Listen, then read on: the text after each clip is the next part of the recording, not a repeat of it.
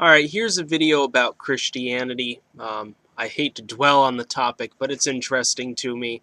And this video is on the topic of the historicity of the events from the New Testament, that is, the Gospels, etc. And I had made a video on this topic before on a different channel, but that channel's gone, so I figured I'd make a new one.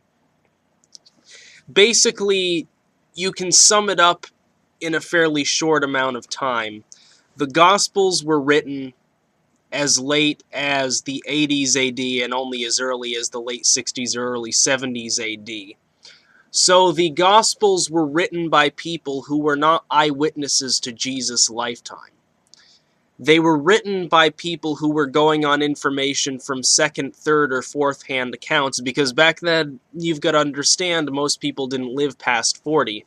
So the majority of the people who had actually seen Jesus would have been dead by the time that time period came about, if not all of them. As we know, most of the people associated with such people got butchered, so Christians, etc., Christians and Jews got put down big time. We know that. We know they were persecuted. There's no question of that in the historical record. But what should be questioned, and indeed theologians and historians who have studied biblical history and the theology surrounding the Christian religion have come to the conclusion, many of them have, that indeed a lot of the texts which make up the New Testament, number one, we don't know the authors of them. A lot of them, we don't know who the authors are. We don't know the dates which they were written, but they were certainly far after most of the events they record. They were probably not written by the people that they claim to have been written by, for instance, Paul never writing most of Paul's work, which is very likely.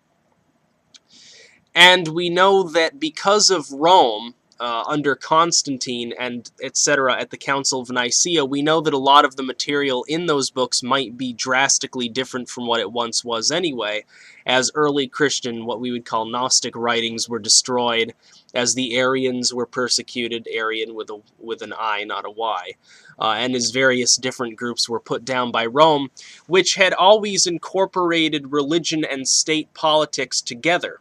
So what happened is that when Rome adopted Christianity, it became a state religion, and so the state took control of it. Christianity had once been a free-reigning religion, and now it was a state religion, and it changed drastically. So a lot of the practices and cultural aspects of the original Christian faith have been lost to time because they went extinct, because those who practiced them would have been persecuted.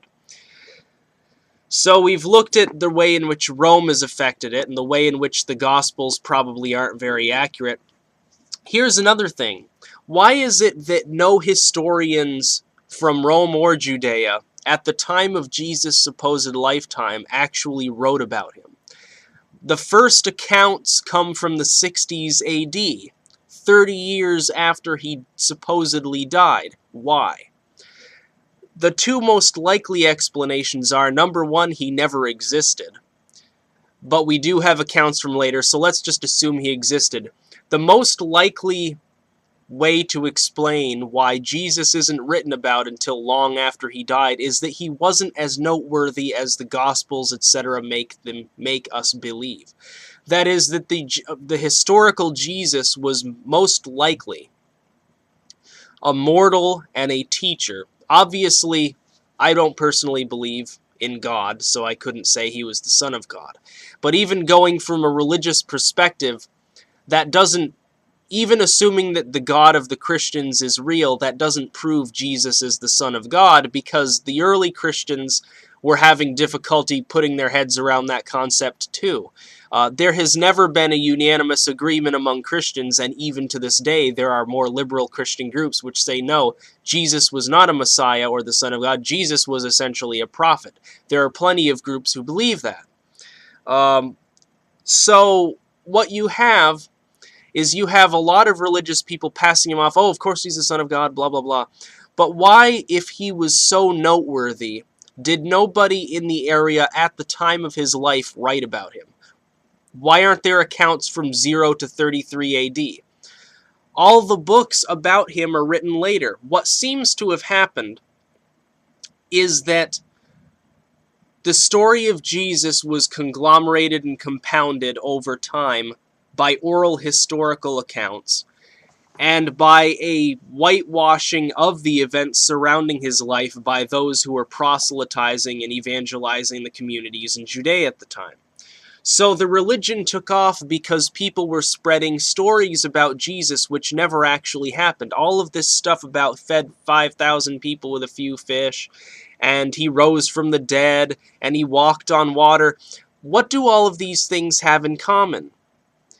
Very few people were even possible witnesses. When he supposedly walked on water, the only people that were supposedly with him were the disciples. So since we know the disciples did not write the stories about Jesus in the Gospels, we know that for a fact. We know that people who were physically with Jesus during his life did not write these stories. So who recorded the event? The only people who even knew about it were the 12 disciples, most of which would have been dead by that time. Many of which probably weren't even literate. So who wrote the story, and on what information were they deriving it? They were deriving it from basically the thing which gives Islam the hadiths, the traditions, gives Christianity most of the New Testament. They are orally transmitted traditions about Jesus without any real evidence that they ever happened. So all of these wonderful proverbs and stories about Jesus' lifetime probably are not rooted in fact, they're rooted in fancy. But Christians will cry left and right if you claim this and say, well, the Bible is the Word of God, so it has to be right, but you point out to them, what if it's the Word of man? And if you look historically at the Bible, that's what seems to be the case. Now, that just makes sense to those of us who use logic and rationality. Apparently less so to Christians. But if you look at the historical context, you can see quite plainly, it seems as though Jesus, the man behind the myth, was drastically different from the reports in the New Testament about what he supposedly did. All these wonderful healings and curings he did, why, if he was going around all of Israel, preaching and healing people and doing all these miracles, why did not one person think to write down a record of what was happening? We have no accounts from Judean historians and no accounts from Roman historians that were in the area during his lifetime. There were people traversing those areas. They would have heard about it if he had actually been doing these things. Somebody would have spread the word, oh, that dude just walked on water. No, he just fed 5,000 people with a few fish and a loaf of bread. He can heal lepers. He can talk to God. He can do all these wonderful things. Everybody in the area would have known about him almost instantly. Virtually everybody would have known about him. They would have told the Roman historians, oh, well, tell me about what's going on here. Somebody would have witnessed what he was doing and written a record of it. But the first recorded instance in Roman history or Jewish history is from 3 or 4 decades after he died. That sounds fishy to me. Why would they wait that long? At the very least, they wouldn't have waited that long. It would have been 2 or 3 years, because by that time there were enough Christians. They were still being persecuted, but then so were the Jews. And the Christians will say, oh, well, it was because they were being persecuted. The Romans burned all the copies of all the books they didn't like. They were persecuting the Jews too. There's plenty of surviving accounts of the Old Testament from thousands of years ago. There's plenty of surviving record of the Jewish traditional culture. Why is there none from Christianity until 40 years after Jesus supposedly died? The group had grown to quite a size by that time. They were being persecuted, but they still existed. There were still hidden grottos and temples all over the place where they were worshipping. So why didn't they have at least a few written... And also, we would know if a Roman historian had said something about it, which is actually more likely than a Jewish historian doing it, because they had historians wandering around the desert all the time. Why wouldn't the Roman historians' accounts be preserved as Roman records? Of course they would. At the very least in the form of a story or fable. They'd probably have to add some disclaimer, oh, well, these are just fables. The only way in which it's preserved is, ironically, by Rome itself at a later date, after Constantine adopts it. But think about it like that. Why wouldn't there be accounts from his own lifetime if he actually did all the things which he supposedly did? Of course there would. And why is it that the Gospels were written so much later, and all these books that the Christians always talk about, oh, those disciples wrote all these books. No, they didn't. His disciples were dead by the time Mark or Matthew were written. They were all gone. They all died. All this, oh, well, Paul wrote this, and Peter wrote this, and Matthew wrote this. No, they didn't. Probably none of these people wrote a book in their lives. So why even consider the religion valid and accurate? You know, if it gives you happiness and hope, go ahead.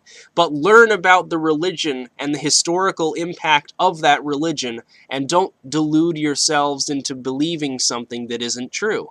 Because it is not factual or accurate to say that Jesus did all these things when there's no record from the time of his life that he actually did them. Even if you look at some of the texts banned from the Bible, like the Infancy Gospel of Thomas, again, written 2 centuries after he died, who did the accounts come